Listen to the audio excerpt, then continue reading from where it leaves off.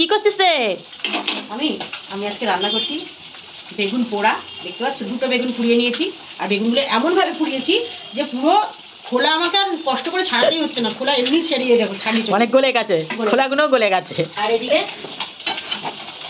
এই দেখো ফাটিং মাছ রান্না হচ্ছে। কিন্তু আজকে মূলো দিয়ে রান্না করবো। কে মূলো দেয়? মূলো কিন্তু শীতকালে ভালো গ্যাস হয়। হ্যাঁ, এখন সবজির খাবার তো সবজি দিয়েই বেশি হবে। কারণ আর কদিন পরে মূলো খাওয়া যাবে না। হ্যাঁ, পৌষ মাসের মূলো খাওয়া যাবে না। তারপরে বেগুন পোড়াটা দেখো খাওয়া যাবে না, শীতকালে বেশি ভালো লাগে, সব শীতের খাবার।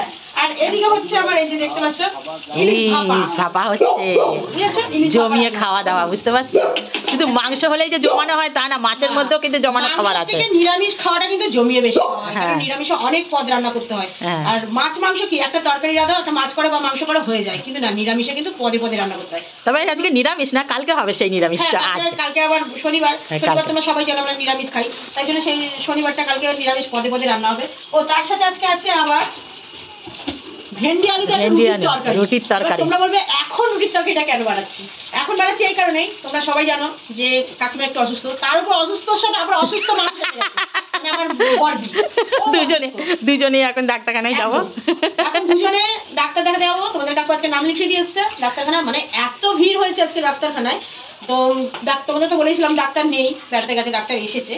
আর প্রচুর ভিড়, 40 জন মতন। তাও নাকি আমাদের 37 নাম্বার না 36 নাম্বার এরকম আছে, 5টা নাগাদ যেতে হবে। তো গেলে তো মোটামুটি আস্তে আস্তে বাড়িতে আমার মনে হয় রাত্রি 9টা-10টা বেজে যাবে। তাই জন্য আমি আজকে রুটির তরকারিটা রেডি করে নিচ্ছি, যাতে আমাকে রাতে না এসে করতে হয়। মানে বুঝতেই পারছো, অতক্ষণ বসে থেকে বোর হয়ে তারপরে বাড়িতে এসে আর রান্না করতে ইচ্ছা। আর শীতকালে বেশিরভাগ চেষ্টা করি তাড়াতাড়ি রান্নাটা করে নেওয়া। সারাদিন আর রেস্ট পাবো না, তো এসে মনে হবে কতক্ষণে মানে লেবে তলায় ঢুকবো। তারপরে ছেলে মেয়ের খাওয়ানোর ব্যাপার আছে। ছেলে মেয়ে জানো তো, ছেলে এখন খেতে শিখে গেছে। আবার সেই দিক দিয়ে আমি কিন্তু একদম নিশ্চিন্ত, মানে স্যান্ডিকে খাওয়ানো নেওয়ার চিন্তাই করতে হয় না। তবে এখনো ভাত বসাইনি, এখনই চাচাবে, এখনই খিদে পেলেই এত চাচাবে, ওকে ধরে রাখা যায় না। তো চলো আমি রান্নাটা তাড়াতাড়ি করে আমি ভাতটা আগে বসাই। ভাতটা দেরিতে বসাই কেন, জল খেয়ে নি। ঝাঁজ তো ঝাঁজ উঠছে না রান্নার। তাহলে এরকম ভাবে রান্নাটা যদি রাতের ডিনারের মানে তরকারিটা করে রাখিস, সব থেকে বেটার হবে শীতকালে অন্তত। তো দেখবি খাটনিটা একটু কমে গেছে। ঠান্ডাটা খেতে ভালো লাগে না, ঠান্ডাটা খেতে ভালো লাগে না। খেতে দেখবে টেস্টই আলাদা। রুটিটা গরম গরম করবি, রুটিটা গরম গরম করবি। আমি গরম গরমই করি, তরকারি তো খাই না, খাই ভাজা। ওই যে ভাজাটা একটু গরম গরম করে, সেটা ঠিক আছে। তাহলে ঠিক আছে, ভাজা হলে গরম গরম ছাড়া চলে না।